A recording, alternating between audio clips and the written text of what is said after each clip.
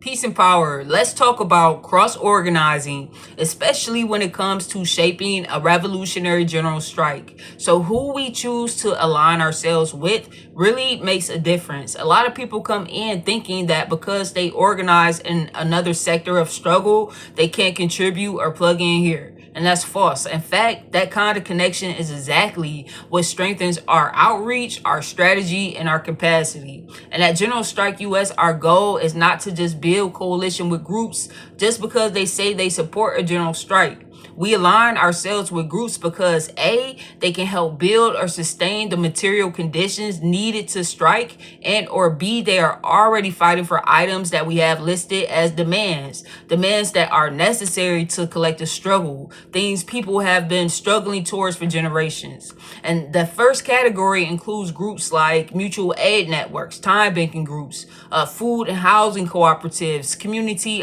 defense formations, survival programs, and people-led systems of support. And the second group includes groups who are already fighting and struggling, organizing around demands we have listed, such as like abolition, decolonial groups, land back reparations, housing justice, environmental justice, labor struggle, and many more. Because the truth of the matter is a revolutionary general strike cannot be built in isolation. It has to be rooted in the struggles already being fought for by the people. For me personally, I'm a member of my local time bank. I'm a part of the Black Panther Party, and I organize with General Strike US both locally and nationally. And honestly, one of the most exciting parts is the strategy, the brainstorming, the political education, the relationship building, and just seeing, how each struggle connects to the next. How can time banking support a general strike? How can Pantherism, intercommunalism support a general strike? How can the work already happening in our communities become part of building a larger collective force?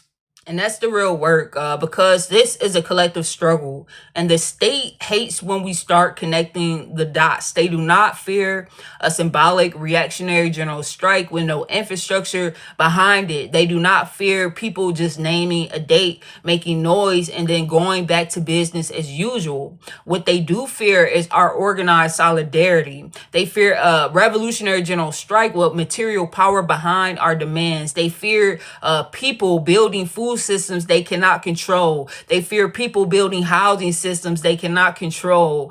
They fear community defense, education, healthcare, survival programs, and political education that no longer depends on our obedience to their violent and extractive systems, institutions. They fear the people, us, realizing that our survival does not have to remain tied to the systems that exploit us. And we all have a role to play. So the real question is, how can your organizing, your skills, or the group you're a part of become a building block in shaping this collective tool?